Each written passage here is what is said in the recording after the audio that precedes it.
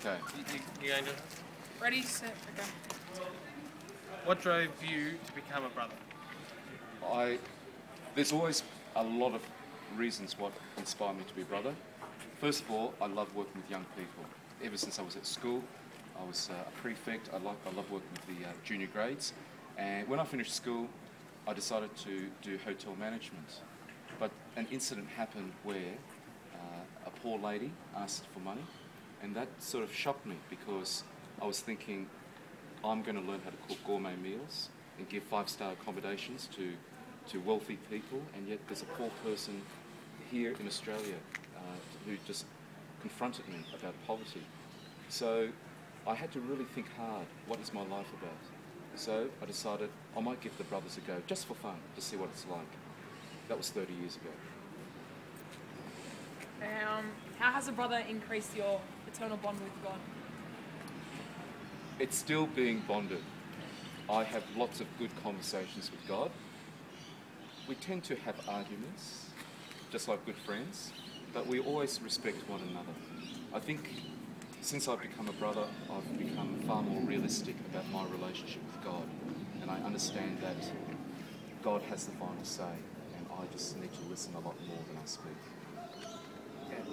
What influence did your parents have on your life leading into a religious life? My parents are not both Catholic. My mum is a very strong Catholic. My dad was a Buddhist, but had to convert to marry mum.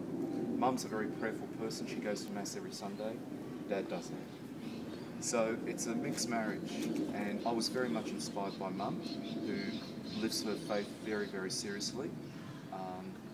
But I was never really a prayerful person as a kid. I would go to Mass because I played in a band, and we would provide music for the Mass. But I would say the most important thing my parents gave me is how they've shown their love and fidelity to one another. That they've been married for 51 years, and that is the biggest lesson that they've taught me. Just stop.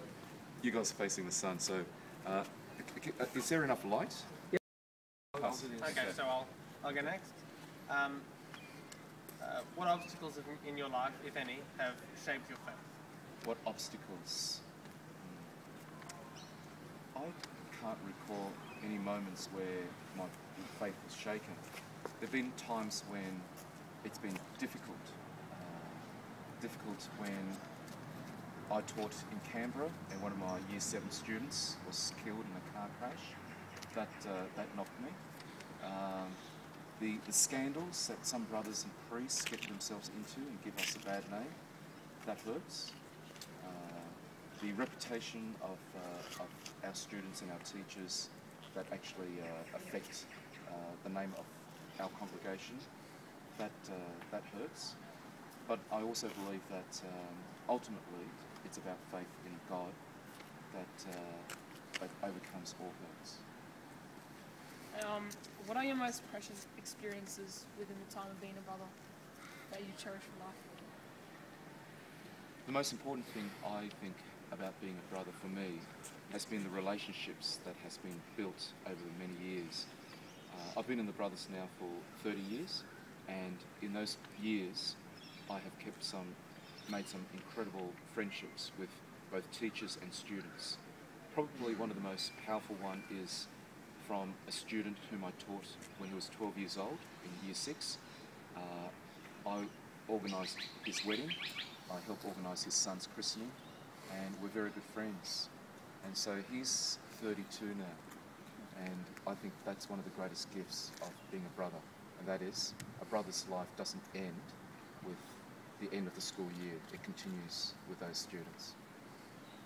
Okay, what would you say to encourage others to join the religious life? I think it's not for everyone, but I would say that it's given me a lot of life, it's given me a lot of energy, and I know that there are people out there who would benefit the same. I think the world needs good men and women to be brothers and sisters and priests, and I would say that if we had more brothers, we would create a far more exciting world where we challenge people that there are many ways of serving God, and there's many ways of living life going forward. Thank you. Thank you. Thank you. Thanks, guys.